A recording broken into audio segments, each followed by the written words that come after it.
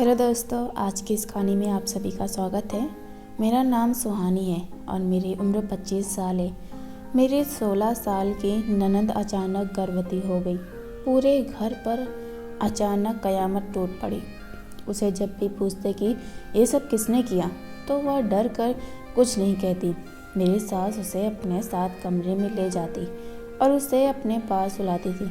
एक रात पति के सर में दर्द था तो मैं दर्द की दवा लेने अपनी नंद के कमरे में चली गई तो मेरे सर पर आसमान टूट पड़ा, क्योंकि मेरी 16 साल की नंद के साथ तो मेरी सास। इसलिए कहानी को लास्ट तक सुने और अगर अभी तक हमारे चैनल को सब्सक्राइब नहीं किया है तो जल्दी से कर लें, ताकि ऐसी ही कहानी रोज़ाना आप तक आसानी से पहुंच सके। मेरा नाम सुहानी है। मैं गांव में रहती थी जब मैं बहुत छोटी थी। मेरी मम्मी का देहांत हो गया था। मेरी देखभाल के लिए मेरे पापा ने दूसरी शादी कर ली थी और उनसे मेरे पापा के 4 बच्चे थे, एक बेटी और 3 बेटे। लेकिन वह मेरे साथ क्या व्यवहार करती थी इसकी मेरे पापा की बिल्कुल भी खबर नहीं थी, क्योंकि पापा सुबह को जाकर शाम को आया करते थे। तब मैं थकार कर सो चुकी होती थी और सुबह मेरे उठने से पहले ही वह काम पर चले जाते थे। मेरे बहन भाइयों का व्यवहार भी मेरे साथ कुछ ज़्यादा अच्छा नहीं था। मेरी सौतेली माँ जैसे ही पापा काम पर जाते मुझे चीख कर उठा देती, कहती कि हरामखोर, तू कब तक लेटी रहेगी? उठ जा। कब तक बिस्तर पर पड़ी रहेगी? जल्दी से उठकर घर का काम कर। तू नहीं करेगी तो तेरा बाप करेगा क्या?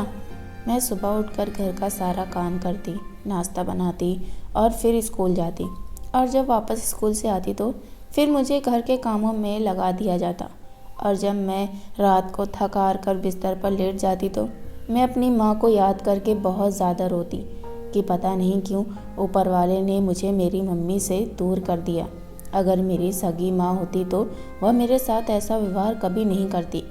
मैंने काफ़ी बार पापा को बताना चाहा। जैसे ही मेरे पापा आते और मैं खाना लेकर जाती तो वह मेरे हाथ से खाना छीन लेती और पापा के सामने गुस्से से कहती कि सारा दिन तो पड़ी रहती है और पापा के लिए खाना ऐसे लेकर आती है, यहाँ से जाकर सो जा। और फिर सुबह स्कूल के लिए नहीं उठती है। मेरे पापा से वह मेरी तरह तरह की शिकायतें करती। मैं चुपचाप वहाँ से चली जाती हूँ और थकार कर सो जाती।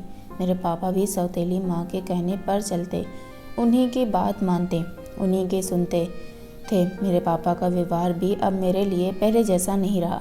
मैं रात को बहुत रोती और ऊपर वाले से कहती कि इस सब से मेरी जान कब छूटेगी और कब मुझे सुकून की ज़िंदगी मिलेगी। मुझे नहीं पता था कि मेरा बचपन खेलने कूदने के बजाय कसमकस में गुजर जाएगा। इन हालातों ने मुझे समय से पहले ही बड़ा कर दिया था। मेरे और बहन भाइयों ने भी मेरे साथ ऐसे ही व्यवहार रखा था। वह मेरे पापा के साथ कदम से कदम मिलाकर चलते। मेरे पापा ने उन्हें बहुत ज़्यादा पढ़ाया लिखाया था और बहुत काबिल बना दिया था। सौतेली माँ को भी इस बात का गुरूर था कि उन्होंने 3 बेटे पैदा किए हैं और मैं अपनी मम्मी की आखिरी निशानी थी। इसमें कोई शक नहीं था कि मेरे पापा ने मेरी मम्मी से बहुत मोहब्बत की थी और वो मेरी देखभाल के लिए ही दूसरी शादी करने के लिए राज़ी हुए थे। लेकिन मेरी किस्मत में कुछ और ही लिखा था।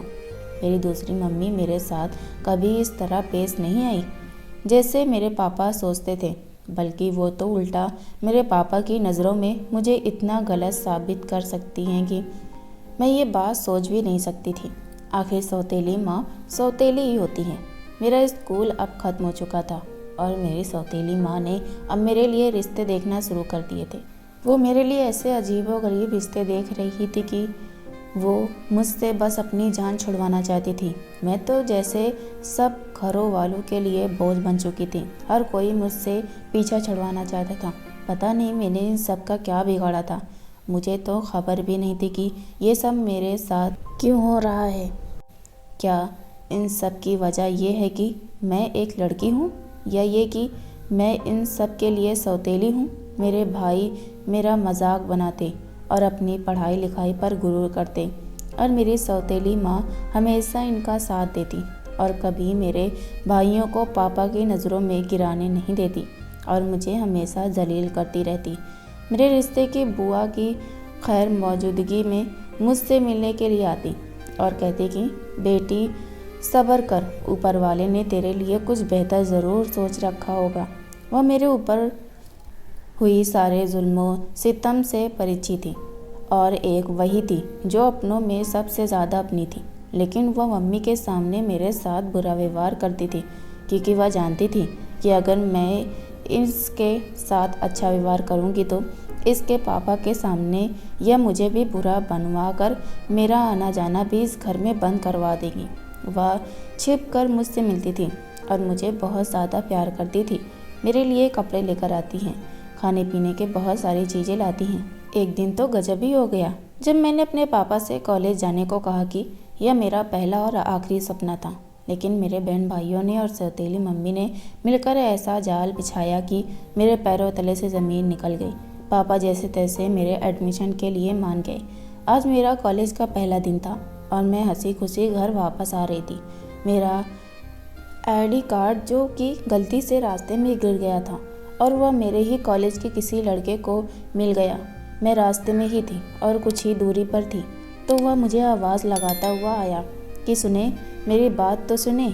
मेरा दिल घबराने लगा। मैं आवाज़ सुनकर रुक गई। मैंने जब पीछे मुड़कर देखा तो वह मेरा आईडी कार्ड हाथ में लिया खड़ा था। वह बोला कि आपका आईडी कार्ड रास्ते में गिर गया था। मैंने सोचा कि आपको देता हुआ निकल जाता हूँ। बस वह मुझे मेरा आईडी कार्ड देकर चला गया। मैं जब घर लौट कर आई तो मेरी आंखें फटी की फटी रह गई। पापा, मम्मी और मेरे दोनों भाई सामने खड़े थे और वो मुझे ऐसे घूर रहे थे जैसे मुझे जान से मार देंगे। इतना गुस्सा इन सबकी आंखों में नज़र आ रहा था। मैंने डरते हुए पूछा, क्या हुआ मम्मी? वह बोली, चुप कर आवारा, तूने यह सब करने के लिए कॉलेज में एडमिशन लिया था? मेरे तो कुछ भी समझ में नहीं आ रहा था कि ये सब क्या हो रहा है। इतनी देर में मेरे पापा ने गुस्से में मेरे मुंह पर चाटा मार दिया। मैं रोती हुई बोली कि क्या हुआ है आखिर? मेरा कसूर क्या है? मैंने करा क्या है? आखिर मैंने ऐसा क्या कर दिया? पापा गुस्से में बोले कि आखिर तू उस गैर लड़के के साथ बीच सड़क पर क्या कर रही थी? मैंने अपने भाइयों की तरफ देखा।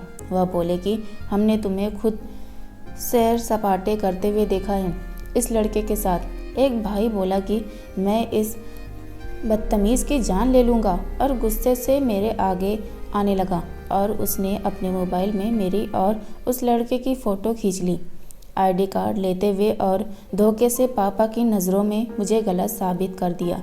मैं रोती हुई चीखती चिल्लाती रही लेकिन मेरी किसी ने एक नहीं सुनी और झूठे आरोप मेरे मम्मी ने मुझ पर लगा दिए। वह मेरे पापा से कहने लगी कि मैं कहती थी ना संतोष, ये लड़की तुम्हें कहीं का नहीं छोड़ेगी। इस लड़की ने पूरे मोहल्ले में हमें बदनाम कर दिया। क्या ज़रूरत है इसे इतना ज़्यादा पढ़ाने लिखाने की? जल्दी से कोई भी रिश्ता देखकर इसकी शादी कर दो। वह बोले कि इससे पहले कि हमारे मुंह पर कलिंक तोप कर चली जाए, इसको इस घर से दूर कर दो। और पापा चीख कर बोले, चली जा मेरी नज़रों से दूर जा। मैं रोती हुई अपने कमरे में चली गई।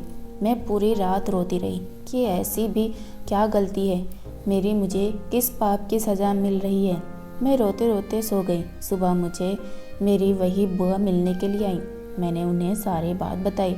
वह मुझे समझाने लगी कि भरोसा रख ऊपर वाले पर, सब्र कर और मैं तेरे साथ हूँ, मैं कोई ना कोई हल निकालती हूँ।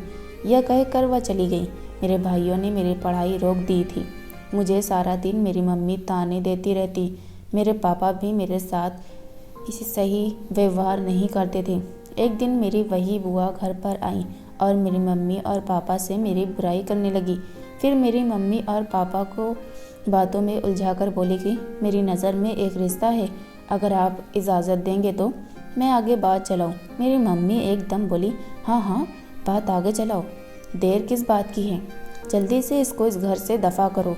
मेरे पापा गुस्से में थे। मेरे पापा बोले कि जैसा तुम लोगों को सही लगे वो करो और तुम बस जल्दी से इसको यहाँ से रफ़ा दफ़ा करो। ये बोलकर वह चले गए। मेरे भाई बहन मेरा मजाक उड़ाने लगे और मैं रोते हुए अपने कमरे में चली गई। मेरी बुआ छिपकर मेरे पास आई और मेरे सर पर हाथ रखा और कहा कि फिक्र मत करो बेटी, मैं तेरे साथ हूँ, मुझ पर भरोसा कर और इस रिश्ते के लिए राज़ी हो जा, यही तेरी किस्मत है। और ये कहकर चली गई। मैं सारे रिश्तों से थकी हुई थी और अपनी ज़िंदगी से बहुत परेशान हो गई थी। मेरे पास इस रिश्ते को हाँ करने के अलावा और कोई दूसरा रास्ता नहीं बचा था। मैं भी किस्मत के हाथों मजबूर हो गई और रिश्ते के लिए मान गई। अगर मम्मी पापा चाहते तो मेरी शादी बहुत धूमधाम से कर सकते थे। मैं उनके घर की बड़ी बेटी थी, लेकिन मेरी किस्मत तो जैसे मेरा साथ ही छोड़ चुकी थी। पापा ने घर की भाग दौड़, घर की सारी जिम्मेदारी और सारी चीज़ें मम्मी के हाथों पर छोड़ रखी थी। तभी मम्मी ने लड़के के घर वालों को अपनी गरीबी के झूठे किस्से सुना कर सरलता से मेरी शादी के लिए राजी कर लिया। मैं चुपचाप सारा तमाशा देख रही थी और मैं कर भी क्या सकती थी। अब तो मैं तंग आकर जल्द से जल्द घर को छोड़ देना चाहती थी। खैर, जल्दी में और सरलता से मेरी शादी करके मुझे विदा कर दिया गया और मेरे पापा और मेरे भाइयों ने लड़के की भी कोई जानकारी करना ज़रूरी नहीं समझा। उसकी कोई भी छानबीन नहीं करी, जैसे क्या करता है, कौन है, कैसे लोग हैं, वह मुझे कैसा रखेंगे। ये सब तो बस अपने सर से मेरा बोझ उतारना चाहते थे, इसीलिए कुछ नहीं। उन्होंने कोई भी छानबीन नहीं करी और बस मुझे भट्टी में झोंक दिया। और सच कहूँ तो मैं भी विदा होकर उनकी तरफ पलट कर देखने के लिए भी राजी नहीं थी। फिर मैं विदा होकर अपने ससुराल आई तो मैंने जैसे ही वहाँ पर कदम रखा तो मेरे होश उड़ गए। मैंने ज़िंदगी में कभी भी नहीं सोचा था कि मेरी किस्मत इस तरह मोड़ लेने वाली है कि मेरी ज़िंदगी में सब कुछ बदल जाएगा। इतना आलीशान घर, नौकर चाकर, हर वो चीज़ जिसके बारे में मैंने कभी सोचा भी नहीं था। मेरा बहुत आलीशान तरीके से स्वागत हुआ। मेरे ससुराल में मेरे सास ससुर, मेरी एक छोटी नंद और 4 देवर थे। मैं इस घर में सबसे बड़ी बहू बनकर आई थी। मेरे ससुराल में सभी का व्यवहार बहुत ही ज़्यादा अच्छा था और ख़ास करके मेरे पति मेरा बहुत ज़्यादा ख्याल रखते थे। शादी के पहली रात उन्होंने मुझे बहुत समझाया कि तुम्हें परेशान होने की ज़रूरत नहीं है, तुम इस घर में आराम से रहो। ये तुम्हारी जिम्मेदारी है कि तुम इस घर का मान कभी मत तोड़ना। इस घर के लोग बड़ी मोहब्बत से तुम्हें घर में लेकर आए हैं। मैं बहुत ज़्यादा खुश थी और मैं यह सोच रही थी कि ऊपर वाले ने मुझे वो सारी खुशियाँ दे दी जिसका मैं बचपन से इंतज़ार कर रही थी। अब मैं अपने घर वालों की शक्ल तक नहीं देखना चाहती थी। मेरा रिसेप्शन बहुत धूमधाम से, बहुत आलीशान तरीके से किया गया।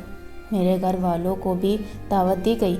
मेरे पति ने मुझे समझाया कि कोई बात नहीं, वो लोग जैसे भी हैं तुम्हारे घर वाले हैं। उन्होंने जो भी किया वो उनकी गलती है और ऊपर वाले ने तुम्हें तुम्हारे सब्र का फल दे दिया। असल में मेरे पति मेरी बुआ के सगे भांजे थे। मेरे साथ हुए सब जुल्म सितम के बारे में वह बहुत अच्छे से जानते थे। वो मेरे किसी भी राज से अनजान नहीं थे, वो सब कुछ जानते थे। जब मेरे घर वाले रिसेप्शन पर आए तो उनकी आंखें फटी की फटी रह गई। यह सब कैसे हुआ? हमने तो इसे लावारिस समझकर विदा कर दिया था और यहाँ तो जैसे इसकी किस्मत ही जाग गई हो। यह तो सब मेरे आगे पीछे घूम रहे हैं। मेरे देवर और नंद की भी भाभी करते जुबान नहीं थक रही थी और मेरे सास ससुर मुझे अपने परिवार वालों से मिलवा रहे थे। यहाँ पर सभी बहुत ही ज़्यादा अमीर थे। मेरे घर वाले कोने में खड़े ये सब कुछ देख रहे थे। मेरी मम्मी तो ये सब देखकर जैसे आग लग रही थी। उनका बस नहीं चल रहा था। वह मेरी किस्मत का दिया मुझसे यहाँ पर भी छीन लेती। वह मेरे ससुराल वालों के कान भरने की कोशिश में यहाँ पर भी लगी रही थी, लेकिन किसी ने उन पर ध्यान नहीं दिया क्योंकि सब ऊपर वाले की कृपा से मुझे दिल से चाहते थे। दिन हंसी खुशी गुजर रहे थे। मैं सबसे ज़्यादा अपनी छोटी नंद, जिसकी उम्र 16 साल थी, पूनम, उससे बहुत ज़्यादा अटैच हो गई थी। वो मुझे अपनी बड़ी बहन जैसा समझने लगी थी और मैं भी उसे अपनी छोटी बहनों की तरह समझती थी। वह मुझसे अपनी हर बात शेयर किया करती थी। भाभी भाभी कहती थी, मेरे आगे पीछे ही टहलते रहती थी।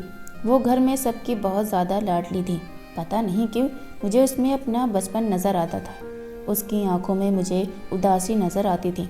ऐसा लगता था उसकी हंसी के पीछे कोई गहरा जख्म छुपा हो और फिर मैं उसे अपना वहम समझकर नज़रअंदाज कर देती थी। यूं ही दिन गुजरते रहे। एक दिन भी मुझे अपनी सास के साथ ऐसा नहीं लगा कि जैसे वह मेरी माँ नहीं मेरी सास हो। वो भी मेरे साथ सगी माँ से भी ज़्यादा बहुत अच्छे तरीके से पेश आती थी। मुझे घर का कोई भी काम करने नहीं देती थी। नौकर चाकर काम में साथ साथ लगे रहते। मेरी नंद मेरे पास आकर बैठ जाती और मुझे कुछ कहने वाली ही होती, जैसे मुझे कुछ बताना चाहती हो, लेकिन फिर वह एकदम से डर जाती और मेरी सास फ़ौरन वहाँ पर आ जाती और उसे गले से लगा लेती और कहती कि तुम तो बहुत कमज़ोर हो रही हो, चलो आराम करो, मैं तुम्हें गरम करके दूध देती हूँ। और उससे प्यार करती हुई अपने साथ ले जाती और उसे अपने पास सुलाती। मुझे उसे देखकर आंसू आ जाते और ये देखकर मैं सोचती कि काश मेरी सगी माँ बचपन में मुझे यूँ छोड़कर नहीं जाती तो वो भी मुझसे ऐसे ही प्यार करती। मेरी लाडली नंद कितनी चहती और कितनी खुशनसीब है, सबकी लाड दुलारी है। मुझे नहीं पता था कि किस्मत मेरे साथ क्या खेल खेल रही है। समय मुझ पर फिर से दोहराने वाला था। एक दिन रात को मुझे सोते हुए कुछ अजीब सी घुटी घुटी आवाज़ आने लगी। मैं भागती हुए अपनी सास के कमरे की तरफ गई। मुझे लगा कि मेरी सास की तबीयत खराब हो रही है, लेकिन जैसे ही मैं अपनी सास के कमरे में गई तो मुझे सास पूनम का सर दबा रही थी।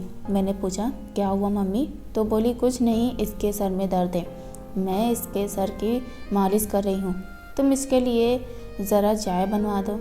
मेरे ससुर काम के सिलसिले में ज़्यादातर बाहर ही रहते थे और मम्मी अपने पास पूनम को सुला लेती थी। वो पूनम से बहुत ज़्यादा प्यार करती थी, लेकिन मुझे ऐसा लगने लगा था कि पूनम बहुत ज़्यादा परेशान सी रहती है। उसकी आंखों में अजीब सी कसमकस दिखाई देने लगी थी। मैंने उससे कई बार पूछने की कोशिश की तो वो डरी डरी सहम सी जाती थी। मैंने अपनी सास से बात की कि आप तो पूनम के बहुत ज़्यादा करीब है, मुझे ऐसा लगता है जैसे पूनम हम सबसे कुछ छुपा रही हो। मेरी सास बोली कि हाँ, कुछ दिन से वह अजीब व्यवहार करने लगी है, उसकी तबीयत भी ठीक नहीं रहती, न जाने हमारी हंसती खेलती पूनम को किसकी नज़र लग गई है। वो रोने लग गई। मैंने उन्हें तसल्ली दी, मम्मी आप परेशान ना हो, हम सब पूनम के साथ हैं। मुझे फिर से अपनी मम्मी की याद आ गई। पूनम के लिए इतना प्यार देखकर मेरी नंद परेशान सी, डरी सी, खोई खोई सी, सहमी सहमी सी रहती थी और ऐसा लगता जैसे वो मुझे कुछ बताना चाहती है, लेकिन डर की वजह से वह बोल नहीं पा रही। एक दिन वह भागती हुई मेरे पास आई और कहने लगी, भाभी भाभी। वो किसी डर में थी। मैंने उसका हाथ पकड़ा और वो चकराकर एकदम ही वहीं पर गिर गई और बेहोश हो गई। मैंने ज़ोर से सबको आवाज़ लगाई, सब जमा हो गए, सब उसको अस्पताल लेकर पहुँचे। उसके सारे टेस्ट हुए और हम पूनम को लेकर घर पर आ गए। 3 दिन बाद जब उसकी रिपोर्ट्स आई तो सब बहुत ज़्यादा परेशान थे और सब घर पर ही थे। हम सब घर वालों पर तो जैसे कयामत टूट पड़ी जब पता चला कि मेरी 16 साल की नंद गर्भवती है। उसके चारों भाइयों की आंखों में जैसे खून उतर आया था। सब ने पूनम से हज़ारों सवाल कर डाले कि ये सब हुआ कैसे, तुम कैसे इस परिवार की इज्जत को मिट्टी में मिला सकती हो। पूनम डर गई और खौफ में थी, वह नज़रें चुरा रही थी। मेरी तो कुछ भी समझ में नहीं आ रहा था कि पूनम का साथ दूं या फिर घर वालों का, क्योंकि इतनी कम उम्र में ऐसा होना ये तो हैरानी की बात थी। ये तो कोई पूनम का गुनहगार था जो पूनम की इज्जत के साथ खेल गया। मैं भी बहुत ज़्यादा सदमे में थी, लेकिन जब भी मैं अपनी नंद को देखती तो मुझे उसकी आंखों में अपना बचपन नज़र आता। मेरी आत्मा भी कसमकस में गिरा हुआ था। सब लोग पूनम के खिलाफ थे, लेकिन मेरी सास ने पूनम का साथ नहीं छोड़ा। वह पूरा दिन इसको अपने कमरे में रखती। मैं जब भी उससे मिलने जाती वह इसकी सेवा में लगी हुई होती। कमरे में ही रोने की आवाज़ें आती। मैं जब पूनम से मिलने जाती तो वो डरी डरी सहमी सहमी बेड पर बैठी रहती। मैं उससे पूछती और कहती कि घबराओ मत पूनम, मैं तुम्हारे साथ हूँ। बताओ ये किस हरामखोर ने किया तुम्हारे साथ, उसे उसके पाप की सज़ा ज़रूर मिलेगी। वह मेरी बातों से थोड़ा सुकून में आई, लेकिन उसने मुझे ऐसा इशारा किया कि मेरे तो पैरों तले से ज़मीन निकल गई। मैं तो अजीब परेशानी में गिर गई और मैं उठकर वहाँ से चली गई। मेरी सास ने उसे दवाई देकर सुला दिया। मैं पूरी रात सोचती रही कि ऐसा कैसे हो सकता है। पूनम का अपराधी हमारी आंखों के सामने है और हम उसका कुछ भी नहीं बिगाड़ सकते। ये भी तो समझ में नहीं आ रहा था कि मैं उसकी कैसे मदद करूं। फिर मेरा दिल ये भी कहता कि हो सकता है कि पूनम को कोई गलतफहमी का शिकार हो गई हो। जैसे वह कह रही है ऐसा कुछ नहीं हुआ होगा, रात होने को थी। मैं सोच रही थी कि थोड़ी देर में ही मेरे पति कमरे में आ गए और गुस्से में पूनम का बुरा भला करने लगे। मैंने उन्हें समझाने की बहुत कोशिश की कि हो सकता है पूनम बेकसूर हो। वह मानने के लिए तैयार ही नहीं थे। वह कहने लगे कि मेरे सर में बहुत ज़्यादा तेज़ दर्द हो रहा है, मैं सोच सोच कर कहीं पागल न हो जाऊं। पूरा परिवार हम पर थू-थू करेगा। हम सबके लाड प्यार ने और ख़ासकर मम्मी के लाड प्यार ने उसे इतना बिगाड़ दिया कि वह ऐसे इतनी बड़ी गलती कर बैठी। जाओ मम्मी के कमरे में सर दर्द की गोली ले आओ। मैं जल्दी जल्दी मम्मी के कमरे की तरफ जाने लगी। अभी मुझे पहुंचते हुए कुछ देर ही हुई थे तो मैंने पूनम की रोती हुई आवाज़ सुनी। मैंने छुपकर कमरे में देखा तो मेरे सर पर आसमान टूट पड़ा कि मेरी 16 साल की नंद के साथ मेरी सास अब मेरा शक यकीन में बदल चुका था। मैं छिपकर वापस आ गई। मैं बहुत ज़्यादा घबराई हुई थी। मुझे अपनी आंखों पर यकीन नहीं आ रहा था। मेरी आंखों से लगातार आंसू निकल रहे थे। मैं यह सोच रही थी कि पूनम के साथ ऐसा भी हो सकता है जो हम सोच भी नहीं सकते थे, लेकिन ऐसा कैसे? मैं नई सोच में गुम थी। मेरे सामने हर वो याद ताज़ा हो गई जो बचपन में मेरे साथ हुआ था। मैं पूनम का साथ नहीं छोड़ सकती थी। शायद ऊपर वाले ने मुझे इस घर में इसीलिए भेजा था। मेरे दिल में अभी भी यही सब कुछ चल रहा था। इतने में ही मेरी सास मेरे कंधे पर हाथ रख कर बोली। मैं एकदम से चौंक गई। वो रोने लगी कि मेरे पूनम को बचा लो, मैं यह सब कुछ बर्दाश्त नहीं कर सकती, मैं जीते जी मर जाऊंगी। शायद मुझे धीरे धीरे सब समझ में आ रहा था। मुझे कुछ सवाल के जवाब ढूंढने थे और इस अपराधी को रंगे हाथों पकड़ना था। मैं मेहनत करने में लगी हुई थी और एक तरफ सोच रही थी कि मेरे पति और बाकी के घर वाले मेरी बात पर बिल्कुल भी यकीन नहीं करेंगे। मैं हर रात अपनी सास के कमरे में छुप कर जाती और सबूत तैयार कर दी। एक दिन मैं अपने पति के साथ बातों में बिजी थी। अचानक से मुझे ख्याल आया और मैंने पूनम की बात छेड़ दी।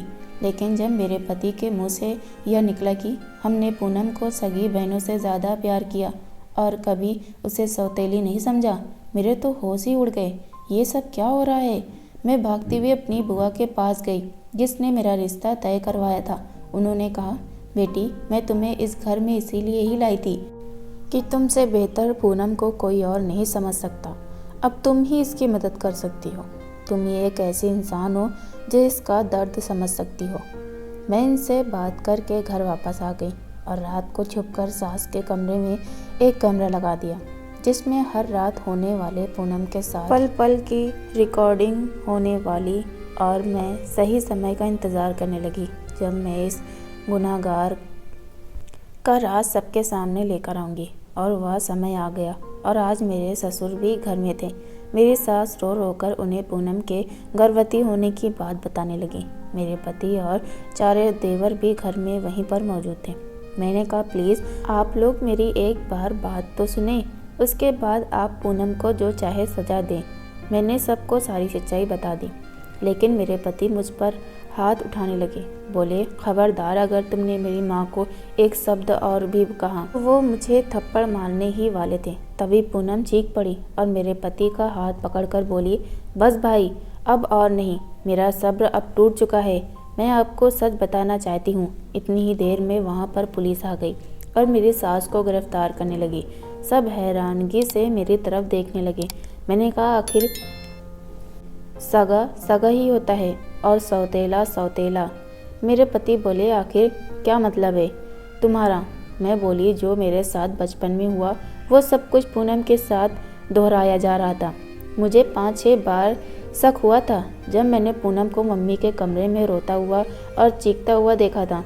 मम्मी पूनम के बाल नोच नोच कर रात को उसे मारती थी और इसको डरा धमका कर रखती थी, क्योंकि पापा से इनके 5 बेटे थे और पूनम मम्मी की सौतेली बेटी थी और पापा की संपत्ति का ज़्यादातर हिस्सा पूनम के नाम पर था। वो कैसे भी करके इसे बेइज्जत करके इस घर से निकलवा देना चाहती थी या फिर इसे पागल साबित करके पागल खाने भेज देना चाहती थी। और आप सब लोग सालों से इस बात से बेखबर थे, क्योंकि आपके सामने तो वो पूनम पर बहुत ज़्यादा प्यार लुटाती थी।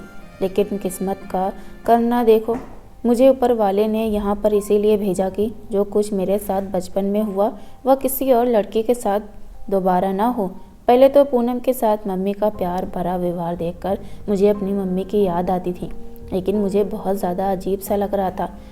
लेकिन आपने जिस दिन मुझसे कहा कि पूनम आपकी सगी नहीं बल्कि सौतेली बहन है, तो मैं अपनी बुआ के पास भागी। और बुआ जो पूनम की मम्मी और पूनम के बारे में सब जानती थी, वह सब कुछ मुझे बताने लगी कि कैसे पूनम की मम्मी को पूनम के पापा के सामने गलत फहमियाँ का शिकार करके कैसे उसे घर से निकाला, पैसों के लालच में पूरी ज़िंदगी आप सबको धोखे में रखा। इतना सब कुछ कहने के बाद भी मेरी बात पर कोई यकीन नहीं कर रहा था। सास को तो पुलिस ले जा चुकी थी। पूनम भी रो रो कर सबको सच बताने लगी, लेकिन कोई मेरा साथ देने के लिए तैयार नहीं था। ससुर बोले कि हाँ, मुझसे एक गलती ज़रूर हुई है, शायद बहू ठीक कह रही है। मेरे ससुर रोने लगे तो मैंने कहा पापा बताएं आप सबको। तो पापा बोले मैंने पूनम की माँ से दूसरी शादी अपनी पहली पत्नी की बातों में आकर की थी, और जब उसने अपनी सारी संपत्ति और दौलत मेरे नाम कर दी तो मैंने उस पर झूठा आरोप लगाकर उसे घर से निकाल दिया था। लेकिन यह सब मैंने अपनी पत्नी की बातों में आकर किया, और अब समझ में आया कि वो औरत मेरे साथ क्या खेल खेल रही थी। पूनम की माँ कुछ सालों बाद इस दुनिया से चली गई, लेकिन उसकी सारी संपत्ति पूनम के नाम है। वो झूठी औरत इतने सालों से हमें धोखा दे रही थी, और मैं कभी भी समझ नहीं सका और बेखबर होकर सब कुछ उसके हाथ में दे बैठा। और मैं पूनम की माँ पर जो शक किया वो भी झूठा था। इस औरत ने हम दोनों के बीच गलत फहमी पैदा की और खुद सीधी सादी बनकर तमाशा देखने लगी। वो रोने लगे और कहने लगे पूनम मुझे माफ़ कर दो मेरी बेटी, मुझसे बहुत बड़ी गलती हुई है। यह सब होने के बाद इनके पांचों बेटे रोने लगे और कहने लगे नहीं, हमारी माँ ऐसा नहीं कर सकती। मुझे यकीन था कि मेरे पति हमारी बातों पर यकीन नहीं करेंगे। जाहिर है वह सगी औलाद जो ठहरी उनकी। फिर मुझे उस कमरे की याद आई। मैं फ़ौरन सास के कमरे में गई और वो कैमरा लाकर जो मैंने सास के कमरे में लगाया था वो लेकर आ गई और अपने पति को देखते हुए बोली ये लो सबूत जिसमें तुम्हारी मम्मी की सारी कहानियाँ मौजूद है जो पूनम कितने सालों से बर्दाश्त कर रही थी। उस कमरे की वीडियो देखकर वो पांचों भाई भी रोने लगे कि कैसी वो डरती और धमकाती थी और कैसे पूनम को खौफ में रखती थी।